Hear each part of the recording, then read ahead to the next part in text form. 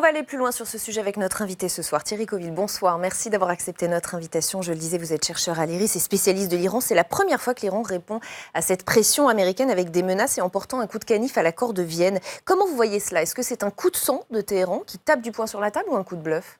Ah non, c'est très réfléchi. Je vous rappelle, de le préciser, il faut voir un petit peu le contexte historique. L'accord est signé en 2015. Il commence à être appliqué en 2016. Déjà, il y avait déjà un problème avec des sanctions américaines, notamment, on le sait très bien, BNP Paribas a été sanctionné, donc les grandes banques européennes refusaient de revenir en Iran. Déjà, il y avait ce problème-là qui se posait.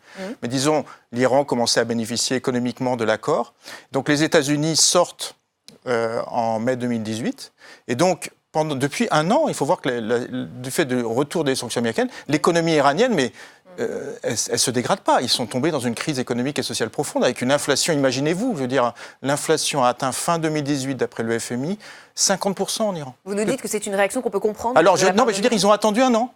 Ils ont donné la chance, notamment aux Européens, de dire, voilà, la situation économique est en train de se dégrader, qu'est-ce que vous faites pour contrer les sanctions américaines? Donc, ils ont attendu, et je pense que, je comprends que l'Europe soit mal à l'aise par rapport à cette situation. Mais, on va y venir peut-être juste d'un mot. Mais donc, je veux dire c'est très calculé. Et je crois qu'il y a eu une déclaration, j'en suis sûr, il y a une déclaration hier d'un vice-ministre des Affaires étrangères iranien qui a dit notre décision, c'est d'aller graduellement vers une sortie de l'accord. Donc, ils sont sérieux, il faut les prendre au sérieux. Par contre, pour l'instant, on va dire, ils sont toujours dans l'accord, donc l'idée c'est d'y aller graduellement pour donner une chance justement à ce que l'Europe réagisse. Ce qu'on a du mal à comprendre, c'est l'attitude de Donald Trump. Il fait tout pour que ça arrive, pour que l'Iran se retire de cet accord, pour que l'Iran donne l'image d'un État voyou, c'est ça qu'il cherche? Et il est en train de gagner cela? Ah non, pas du tout. Moi, je pense que ce qui frappe d'abord aux yeux, c'est l'inconséquence je veux dire, on a même du mal à définir la politique, de votre question, la politique iranienne des États-Unis. Il y avait un très bon article dans CNN hier qui disait « à la recherche d'une politique iranienne de Donald Trump ». Parce que, effectivement, alors, les États-Unis sortent de l'accord il y a un an, et pour des raisons fallacieuses, parce que l'Iran le respectait, pour d'autres raisons qui ne sont pas liées à l'accord. Bon, et le pire, Trump décide d'appliquer une stratégie qu'il appelle de pression maximum contre l'Iran. Donc il met en place des sanctions. Il faut voir, les sanctions économiques qui sont appliquées à l'Iran. On l'a compris, mais que cherche-t-il? Non, mais je veux dire, ça n'a jamais été appliqué à un pays, c'est 80 millions d'habitants quand même. Je veux dire, il y a une partie de la population iranienne, je vous le dis, parce que c'est quand même important de comprendre la situation en Iran, qui mange plus de viande. Il y a des pénuries de médicaments. Je veux dire, c'est une situation économique, sociale catastrophique. Et justement, le problème, c'est qu'est-ce qu'ils cherchent? Alors, Mike Pompeo a donné 12 points qui dépassent complètement l'accord sur l'Iran, qui sont inacceptables pour la République islamique d'Iran. Donc, on revient à un problème, c'est que les États-Unis mettent une pression maximum sur l'Iran, en dehors du droit international, complètement du droit international, et il n'y a aucune perspective politique, parce qu'on sait très bien, tous les spécialistes un peu sérieux de l'Iran savent que c'est quasiment impossible que l'Iran, enfin c'est impossible même que l'Iran accepte de négocier sur ces 12 points. Donc on revient à cette question, et le risque maximum que voient bien les Européens, c'est qu'à un moment l'Iran commence à en avoir assez, l'accord n'est pas respecté, qu'ils sortent de l'accord. Et ça je pense que ça met quand même sérieusement quand même les États-Unis assez mal à l'aise. Donc je suis loin de croire que Donald Trump va gagner, parce que s'il en sort de l'accord, tout le monde est perdant. Parce que très concrètement, ça rend cet accord de Vienne caduc, voire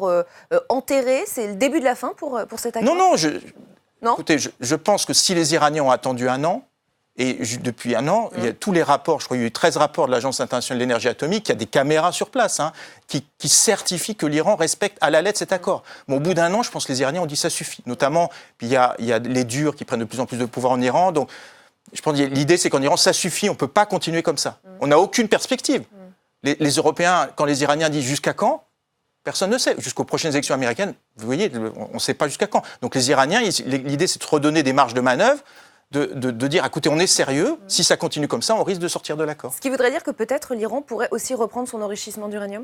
Mais si vous voulez, c'est très clairement lié à ça. Déjà, les mesures qu'ils ont prises hier, c'est d'augmenter, après, je bien compris, je ne suis pas ingénieur, mais le stock d'uranium enrichi. Donc, on se dirige, alors ils ne sont pas encore à... Mais je veux dire, je pense que dans leur esprit, ils ont déjà défini les prochaines étapes. Ils vont arriver, effectivement. Alors, pour l'instant, ils ont le droit d'enrichir au niveau civil. C'est un enrichissement autour de 3%. Là, l'idée, c'est éventuellement d'arriver à un terme, à un enrichissement, ce qu'ils faisaient avant, à 20%.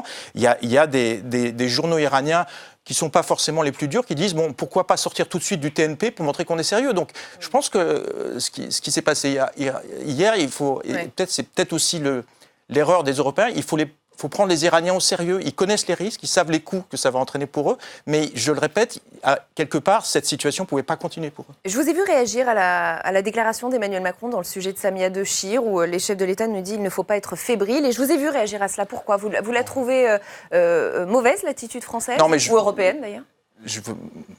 Allez-y. Oui, mais si vous voulez, je trouve, je reviens à ça. C'est pas le président Macron, mais j'ai eu le sentiment, moi, en écoutant, mais voilà, je suis que chercheur, j'ai le sentiment que du côté français notamment, il y avait l'idée, bon, les Iraniens protestent, mais bon, gros, ils n'ont pas le choix. Ce qui n'est pas faux, ils sont obligés de rester dans l'accord, parce qu'on sait très bien, les Iraniens le savent, s'ils sortent de l'accord, ils auront tout le monde contre eux. Les Européens pourront les soutenir, il y aura même les Nations Unies vont remettre en place des sanctions. Donc il y avait l'idée, bon, la situation se dégrade en Iran, mais c'est, je veux dire, imaginez... Si vous voulez, vous voulez dire qu'Emmanuel Macron ne prend pas la situation au sérieux ? Non, mais je veux dire, je pense, mais si vous voulez, il y a l'idée de... On a du mal à se mettre à la place de... L'Iran, c'est toujours, en gros, toujours une méfiance de l'Iran. Mettons-nous à la place de ce pays. Il signe un accord qui a été difficile à faire accepter par les plus... Beaucoup ont parlé de l'ambiguïté de l'Iran ou d'un double jeu. Non, mais que le double jeu, je veux dire... c'est la version américaine, israélienne. Arrêtez, mais je veux dire, non, mais si on tombe dans la loi de la jungle, enfin, je veux dire, la loi de la jungle, la loi du plus fort, donc c'est le plus fort qui parle le plus fort qui a raison. Ouais. Donc là, il y a quand même un droit international. L'Agence internationale d'énergie atomique a certifié, je ne sais pas, il y a eu 12-13 rapports, ils ont des inspecteurs. Le système de contrôle de l'Iran, c'est le système le plus intrusif des signataires du traité de non-prolifération. Donc, ils certifient que l'accord a été appliqué à la lettre par l'Iran. Mais par contre, si vous voulez, du côté iranien, si vous voulez, il y a un moment, il y a un problème. Ils ont le sentiment que c'est eux qui prennent tout le poids de l'accord, donc ils l'appliquent parfaitement.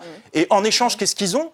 Ils n'ont même pas la levée des sanctions. Et l'Europe est prise en tenaille dans tout cela ? Attendez, je voulais justement, pour l'histoire de cette fébrilité, voilà, il suffit d'aller vivre en Iran une semaine, c'est pas de la fébrilité en Iran. Je vous explique, là, il y a quand même une partie de la société iranienne, les plus pauvres et la classe moyenne, qui mangent plus de viande. Oui.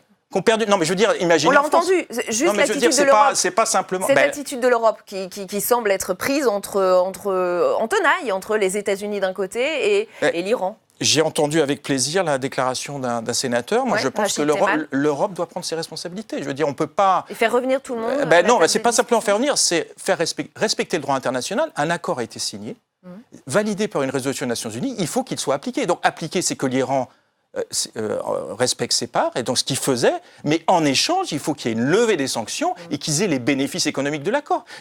Quelque part, l'accord n'est pas tenu, puisqu'il n'y a pas les récompenses que l'Iran attendait. Et je pense que l'Europe, si vous voulez, je pense que là, les Européens sont conscients que le pire des scénarios, c'est effectivement l'Iran sort de l'accord.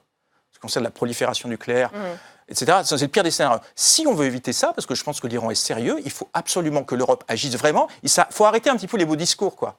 Ce que les Iraniens attendent, c'est qu'on achète du pétrole iranien, qu'il y ait plus d'échanges économiques avec l'Iran. Pour l'instant, les seuls qui achètent le pétrole iranien, c'est les Chinois.